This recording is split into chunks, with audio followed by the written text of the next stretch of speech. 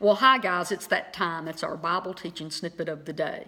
Yesterday I did a Miracle Monday story, and the reason I do those is because I want you personally to believe for more from God, because what you believe is exactly going to determine what you receive. What you believe determines what you receive. So if you're not believing for much, this is my goal. I want to increase your opinion of God so you'll expect more from God. Your opinion of God will determine what you receive from God. So if we can get your opinion of God higher, get you believing for more, then you will see God more active and real in your life. Now, I've been a Christian for about 10 years now. 10 short years ago, I didn't even believe in God. Then I didn't believe in the gifts of the Holy Spirit or praying and speaking in tongues. Then I started believing for that. And then I didn't believe in healing. And then I started believing and seeing that. And I live a supernatural life. I see so many miracles on a day-to-day, ongoing basis. You know, the things that I see isn't once a year. This is like a day-to-day thing for me, and it's because my high opinion of God allows Him to give me and show me more and more of His power and what He really wants to do for us. So I'm asking you to try to get a higher opinion of God so you believe for more and He can bless you with more. You open your receiver up, okay? All right, so what I want to do today is go back to what I was talking about last week. In fact, I've been talking about this since right after Easter or right around that time, and I'm on the subject of Jesus' death, burial, and resurrection. This is such a miraculous story. And guys, it's got so many miracles and stuff embedded and mixed in it. It's just amazing, and I want to bring out some details that you may not know. So today, I want to go over to Matthew, the end of chapter 27 and the first part of chapter 28. Now, last time, on Thursday, my last snippet I did about this, I was in the Gospel of John, chapter 19, but today I want to flip over to Matthew and bring out some stuff. So here we go. I'm just going to read it, and then I'm going to come back and explain a few things. So here we are in verse 62.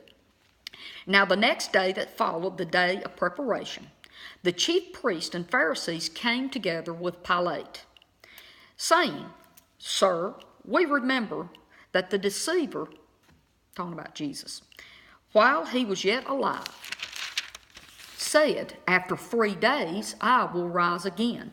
Command therefore that the tomb be made secure until the 3rd day, lest his disciples come by night and steal him away, and say unto the people, He is risen from the dead.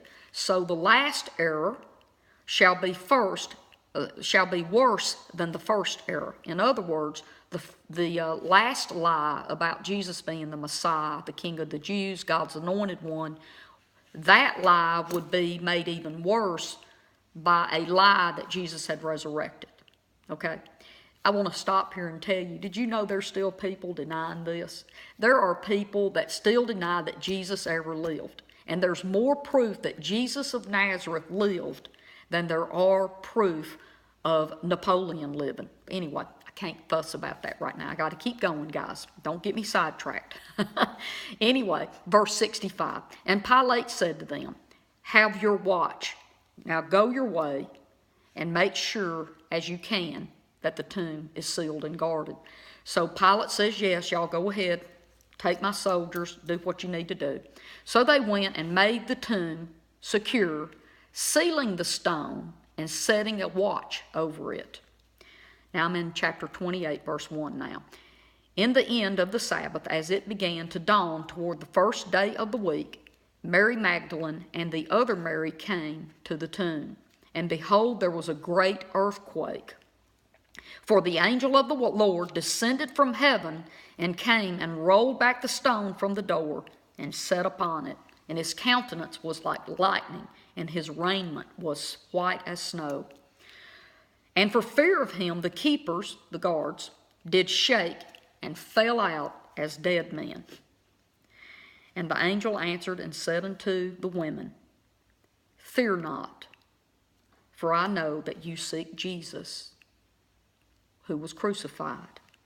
He is not here, for he is risen.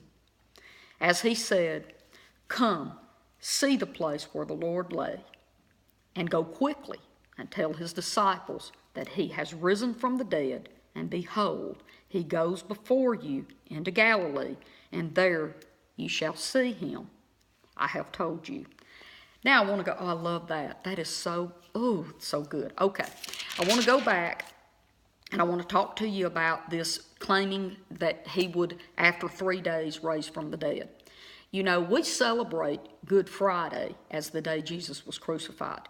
Jesus was not crucified on a Friday, guys. Watch this. If he died at 3 p.m. on a Friday, he would only be in the tomb, at best, Friday night and Saturday night. That's only 2 nights, okay? And then he would have only been in the tomb 1 day, a Saturday. Old Testament prophecies don't indicate that. And Jesus himself said, as Jonah was in the belly of the whale for 3 days and 3 nights, I will be in the earth, basically dead, for 3 days and 3 nights. So watch this. He's crucified on a Wednesday afternoon. He's put in the tomb. So here we go. Let's start counting. Thursday day, Friday day, and Saturday day. That's 3 full days. Watch this. Thursday night, Friday night, Saturday night. That's 3 full nights. On the next morning, which would be our Sunday, is when Jesus rose from the dead. It was dusk. It was still not, sun wasn't up, and it was a little bit dark, but he rose on Sunday, and that's why we have church on Sunday. We actually celebrate Jesus' resurrection every single Sunday. See, now the Jews celebrate Sabbath. That's a Saturday. We celebrate the Lord's Day of rising from the dead on Sunday, every Sunday. Let me keep going, because I want to tell you a little bit more about this, what they would do when they would seal a tomb is they would put clay, like mortar, okay, on each side of the tomb, and it would dry and be sealed. But they would have a rope-type seal across it that was tied up and held in place by that mortar. And on the front of it would be an edict saying this tomb cannot be opened. And then they posted guards. There was 4 guards total, 2 at a time, and they would take a 3-hour watch. And you can find that part in Acts chapter 12, verse 4, and that's how the soldiers would do that. So they would take a 3-hour, 2 people would stand there, 2 guards, then 3 hours later, the other 2 would tag them out, and they went back and forth.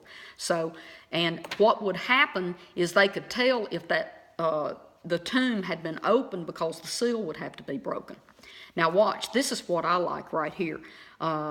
We see another earthquake. Now remember, there was an earthquake when Jesus died on the cross. When he was on the cross, we had a great earthquake, and dead people came out of their graves when that earthquake happened.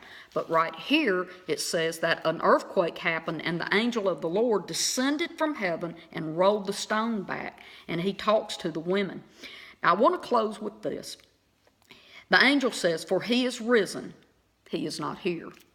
When you go over to the Holy Land, there's a place that you can go, and it's called the Garden Tomb. And on the wall of this tomb, it says, on the doorway, he is not here, he has risen. Guys, I'm going to cut you loose. I love you, and I'm going to see you right here tomorrow. Bye-bye.